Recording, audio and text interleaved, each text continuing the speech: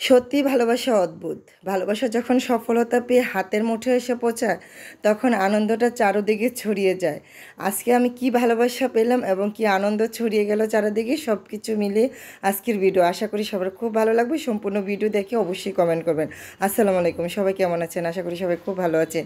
এই যে আমার ভালোবাসা, এটা হচ্ছে আমার সফলতা, আমার ভালোবাসা, যেখানে আমি অনেকটা সময় ব্যয় করে তারপরে আমি এই যে ভালোবাসাটুকু পেয়েছি। আমার ব্যালকনির গাছের মরিচ, মাশাল্লাহ, আলহামদুলিল্লাহ। এটা আসলে ভাষায় প্রকাশ করার মতো না। তো এই মরিচগুলি আমি খাবো না, কার জন্য পাঠাচ্ছি সব কিছুই বলবো ভিডিওতে। আর এই যে দ্বিতীয় ভালোবাসাটা, এগুলি হচ্ছে আমার ছাদ বাগান বা ব্যালকনি বাগান, সব কিছু মিলিয়ে এই যে আমার ভালোবাসাগুলি চারোদিকে ছড়িয়ে ছিটিয়ে গেছে। আর সবাইকে জানাতে আমার এত বেশি ভালো লাগছে, ভিডিও কল দিয়ে ফোনে সবাইকে দেখাচ্ছি আর ভালোবাসাগুলি প্রকাশ করতেছি। আমার ভালোবাসা আসলে অন্যরকম। কেউ প্রেমিককে ভালোবাসে, প্রেমিকাকে ভালোবাসে, এক একজনে এক একজনকে ভালোবাসে। ভালোবাসাটা সত্যিই অদ্ভুত। আর আমার ভালোবাসা কোথায় আটকে জানেন? এই যে আমার সবজি গাছে, আমার বিভিন্ন সবজি, ফল, ফুল, এগুলির মধ্যে আমার ভালোবাসা এখানে আটকিয়ে থাকে। আর এইগুলি যখন আমি তুলে এই যে রান্না করি বা সবাইকে দিই, তখন আমার ভালোবাসা চারোদিকে ছড়িয়ে ছিটিয়ে যায়। সে আনন্দটা আসলে ভাষায় আমি প্রকাশই করতে পারি না। কী যে আনন্দ লাগছে, তাই না? এখানে আমার গাছের মিষ্টি আলু শাক, আমার গাছের পুঁই শাক, আমার গাছের ঢেঁড়স, মুলান্দি, বেগুন, তারপর আছে পুদিনা পাতা, তারপরে হচ্ছে চুয়াই পাতা, আর মরিচ তো আছে। সব কিছু মিলিয়ে এগুলি কার জন্য পাঠালাম? অবশ্যই ভালোবাসা মানুষের জন্য।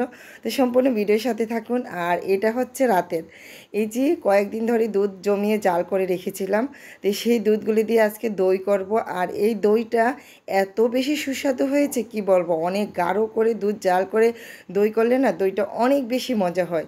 তো যাই হোক, আমার মায়ের কাছ থেকে শিখেছি আমি দই তৈরি করাটা। আর এখন তো আমার কাছে অনেক ইজি। আমি রেগুলারই দই তৈরি করি। যখনই আমার বাচ্চারা দুধ খেতে পছন্দ করে না, তখনই আমি দই তৈরি করে দিই, তারা দই খায়। আবার একঘেয়েমি যখন দই খেতে খেতে ভালো লাগে, তখন আবার দুধ দিই, বা দুধ অন্যরকম করে বিভিন্নভাবে খায়। তো এটা আসলে আমার মায়ের কাছ থেকে আমার দই তৈরি করাটা শেখা।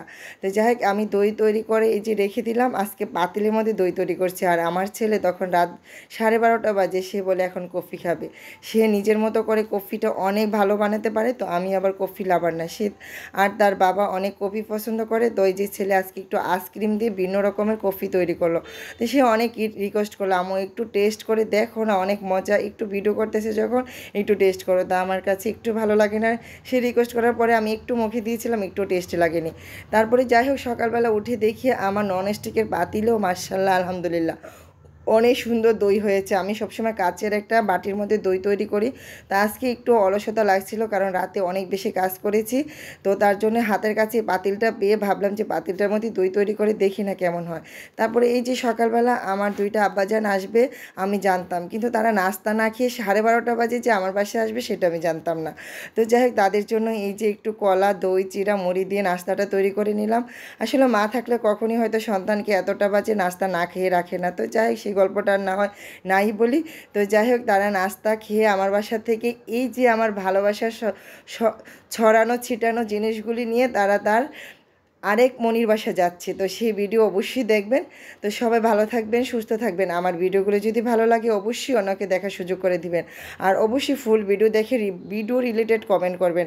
অনেক আপু ভাইয়েরা আছে ভিডিও না দেখে কমেন্ট করেন, এই কাজটা ভুলেও করবেন না। আল্লাহ হাফেজ।